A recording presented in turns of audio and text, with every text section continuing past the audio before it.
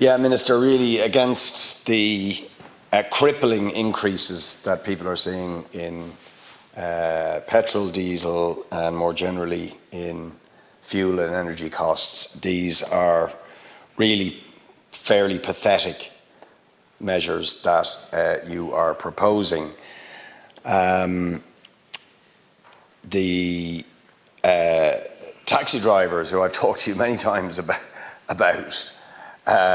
who got very little help during COVID, are a good example of just how literally we're going out of the COVID frying pan into, you know, the Ukrainian war fire, and how it's going to impact on ordinary people who've suffered a lot and now are going to suffer again because of the cost, of the rising cost of fuel.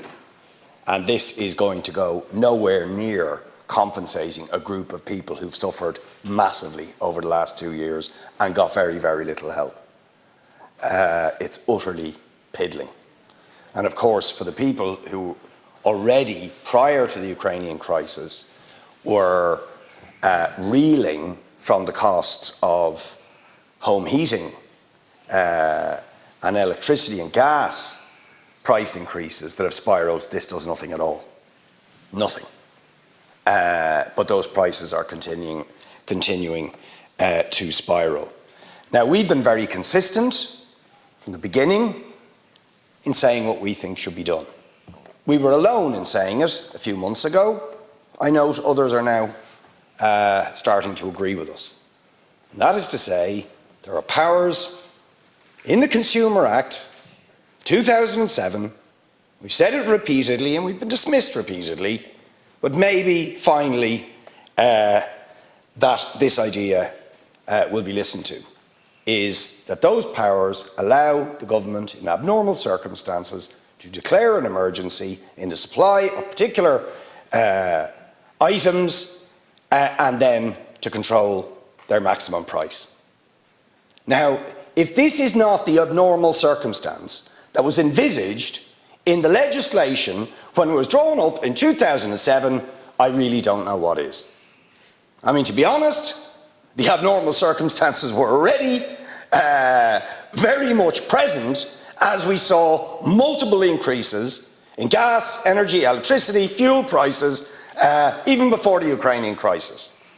But now we have got another crisis on top of a crisis as a result of what's happening with Putin's bloody invasion of Ukraine. Your officials briefed me, along with a couple of other TDs, a few days ago about the potential impact on inflation, and they said something quite shocking that I'm amazed. I said it in here a couple of times, it hasn't got much of a hearing, but I was really shocked, genuinely shocked, when they said that the projected inflation rate prior to this, which we know is 4.6% according to the EU for the coming year, that another 4% they were now projecting would go on top of that. So a near doubling of inflation is what your officials told us they were now projecting to be the consequence of this. So heading towards 9% and maybe higher inflation. I mean, that is very, very serious, if it's even close to that. Against that background, this is not enough, it's pathetic, and you should use the emergency powers that are available to you and would literally be the stroke of a pen for ministers to introduce those maximum caps. You say, well, these are internationally traded goods and so on, but of course what's rather embarrassing for you to mention is that we get most of our gas from Corrib, and we can produce huge amounts of electricity in this country ourselves, renewable electricity, hydroelectricity and so on, but because of our decision to allow those things to be traded at market prices and to give them away in many cases to private companies, we are crucified, but we don't have to be, because we could nationalise them. take them back, run them on a not-for-profit basis, not sell them off to private developers who are willing to profiteer, or private energy companies that are willing and are profiteering. And, by the way, that could be done on a European level. I mean, you're going on and on and on about how great the European Union is and how it's now coordinating its action around COVID, around the Ukrainian war.